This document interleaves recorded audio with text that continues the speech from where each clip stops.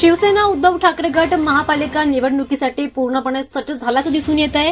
वर्सोव्यात सुद्धा मोठी तयारी पाहायला मिळते। समाजकारण आणि राजकारणात युवांनी यावं असं वर्सोवा विधानसभा संघटक मेघना माने यांनी म्हटलंय। सोबतच यावेळेस सुद्धा महापौर हा शिवसेना उद्धव ठाकरे पक्षाचाच असेल असा दावा, असा विश्वास त्यांनी व्यक्त केलाय।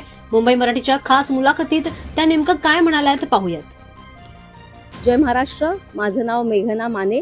मी शिवसेना उद्धव बाळासाहेब ठाकरे पक्षाची वर्सोवा विधानसभा संघटक, त्याचप्रमाणे पुणे जिल्ह्याची महिला संपर्क संघटक म्हणून काम करते।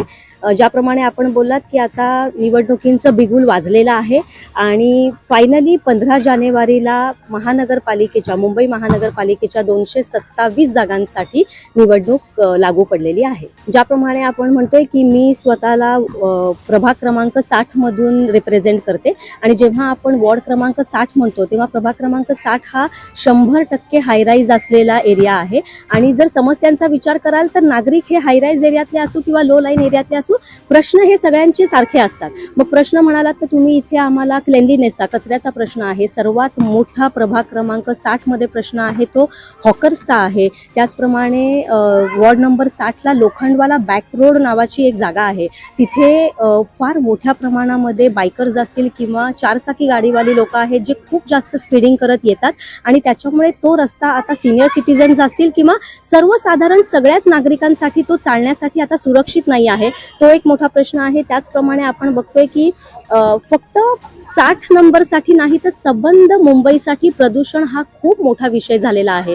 त्यामुळे प्रदूषण नियंत्रणासाठी सुद्धा प्रत्येक प्रभागातल्या प्रत्येक प्रतिनिधीला जोमाने काम करून तिथे आपल्याला लक्ष घालायचं आहे। त्याचप्रमाणे आम्ही बरेच दिवस मागणी करत आहोत की इथे आम्हाला पोस्ट ऑफिस असेल किंवा फायर स्टेशन आहे, ही इथल्या नागरिकांची प्रामुख्याने एक मोठी अडचण आहे आणि त्याच्यासाठी आम्ही मोठ्या प्रमाणात काम करतोय।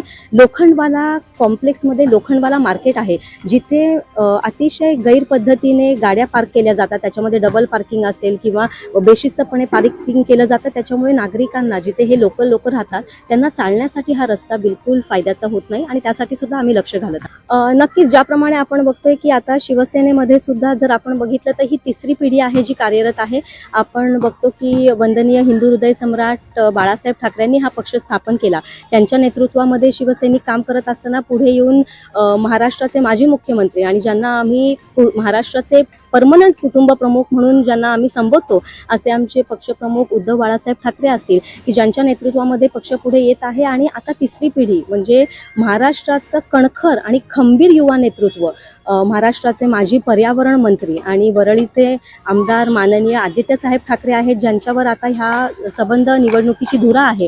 तर आपण बघतो की जेव्हा कोणत्याही क्षेत्रामध्ये युवा नेतृत्व पुढे येत असतं तेव्हा त्यांची एक वेगळ्या प्रकारची विजन असते। त्यांनी घेतलेल्या शिक्षणाचा त्याच्यामध्ये एक फायदा होत असतो। त्यामुळे नक्कीच मला असं वाटतं की युवांनी जास्तीत जास्त समाजकारण आणि राजकारणामध्ये यावं, कारण आपण त्यांच्या विजनचा उपयोग करून काहीतरी समाजामध्ये एक पॉझिटिव्ह बदल करणार असतो। त्यामुळे हा पॉझिटिव्ह एक चेंज आहे आणि तो वेलकमिंग आहे। नागरिकांकडून सुद्धा, मतदारांकडून सुद्धा युवांना मिळणारं जे नेतृत्व आहे ते मान्य करण्यात येत आहे। नक्कीच महापौर हा शिवसेना उद्धव बाळासाहेब ठाकरे पक्षाचाच असणार आहे, हे मी अतिशय कॉन्फिडेंटली तुम्हाला सांगू शकते की 227 जागा असतील किंवा आमच्यामध्ये आता मनसेचा पक्ष आहे तर आम्ही हे 2 पक्ष मिळून किंवा आणखीन कुठल्या आघाडी होतील हे आमचे पक्षश्रेष्ठी ठरवतील, पण मुंबईचा महापौर हा शिवसेना उद्धव बाळासाहेब ठाकरे पक्षाचाच असणार आहे।